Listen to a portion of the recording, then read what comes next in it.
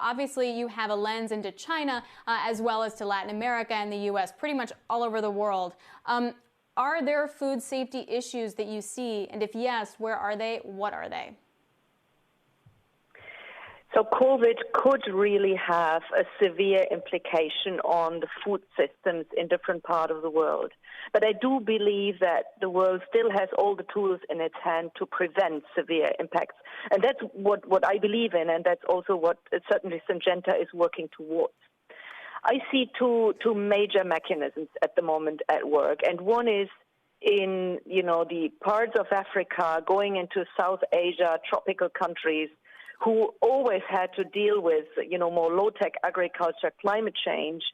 So anyhow, food vulnerable situations, and now on top comes malaria outbreaks because the spray programs are disrupted. The locust crisis, we really have a huge infestation level, and then on top comes COVID illness and the lockdown situation. So I think here in this part of the world, we are really heading into a very, very difficult situation.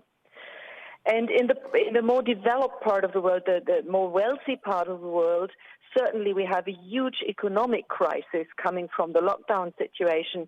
And then, the more low-income population is faced with, sometimes raising food prices, but definitely less purchase power, less money in their wallets. And with that, certainly being less able to procure and to purchase, healthy food and the more valuable food, going back more to the simple staple food and less nutrient food. So these are the two big mechanisms I currently see at play around the globe.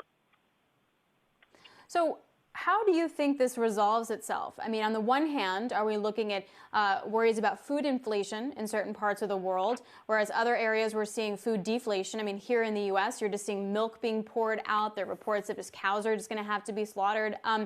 Can you walk me through those dynamics? I think the first most important steps we have been seeing most governments around the world has been taking is to classify what are essential industries and what are essential operations, what all belongs to the food and agricultural value chain. And I would say by and large, this very first step, most of the governments got right.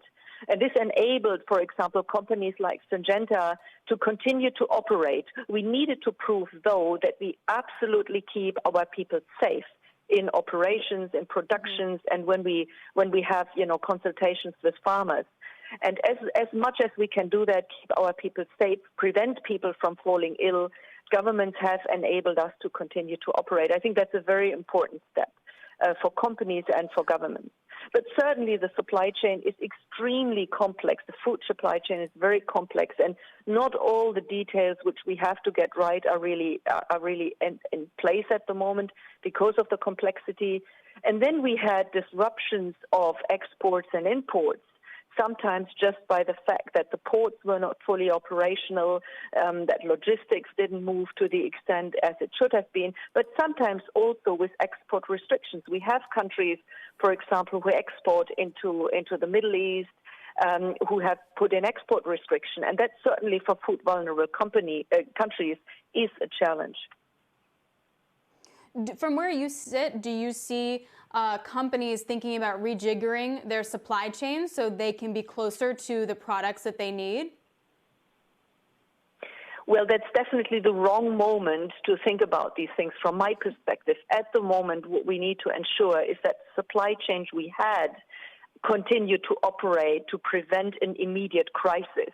I think once we have mastered that and we can really make sure that, we don't have an increase of hunger or malnutrition, I think then it's the right moment to reconsider how do we want to sharpen or shape supply chains going forward. And I think these considerations will happen. I do think it will be beneficial for many farmers when you think of fresh produce farmers, getting kind of closer to their markets, to consumers, being able to get higher value for the food they produce. I think that will be very beneficial. On the other hand, we do have different situations agronomically around the world. So no way you can produce things like corn and soybean in a lot of the tropical markets around the world. You just don't have the agronomic conditions. So we will also need to depend on a really strong and free trade for food and food supply, as well as we need to look at where can we create higher value add for food production locally. Your chief sustainability officer, and Syngenta has some strong sustainability goals, like investing $2 billion over the next 5 years into advocating things like sustainable agricultural. So a lot of ag tech. I know you have a project in Brazil. How's all of this, those goals, the conversation evolving at Syngenta in light of COVID? Well, it's even more important. I mean, what we have been always seeing when we are investing in making agriculture more sustainable, we are investing in making it more resilient. Climate change is not stopping because of COVID. And the last thing what we would need is, at the moment, major drought or weather events for farmers, because that adds to the vulnerability of the system. So when we invest in technologies and systems for good soil health, for make the soil holding up water capacity, for rich biodiversity in soil, this definitely assures harvest, assures farmers being able to operate profitability. So that agenda is even, I would say, enforced by the situation of COVID. And so definitely no change of strategy. It's the right approach. And despite, this crisis situation, we've been able to move the agenda ahead. We are signing up farmers. You mentioned the Brazilian project on regenerating soil. We are able to have really important strategic discussions in other markets, in North America, in the protein value chain. How do we make that more carbon friendly? We're able to have discussions in this situation also in China on soil health.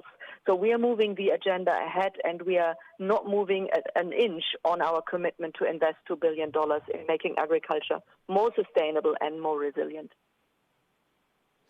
And then to wrap all of this in, I'd love to get some perspective on Syngenta specifically, as well as the farmers you talk to, as well as your initiatives into sustainable ag.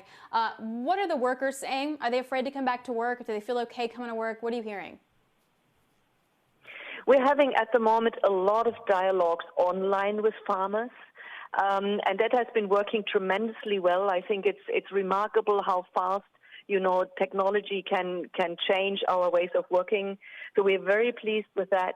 We have all our operations, all our plants actually in operation. We were able to put in the necessary hygiene measure to prevent disease from spreading, from assuring our workers they can come into work and stay safe. So I think that's not a given that you achieve that, and we are very thankful for the good dialogues we're having with all our people around the world. We've been able to expand capacity, for example, for producing hand sanitizers and really donate to local communities. We always work with farmers on protective equipment to help them stay safe. We were able to donate that to local communities. So I do think, the company has proven to be resilient and to be very responsible in terms of managing health and safety and attending to the local communities.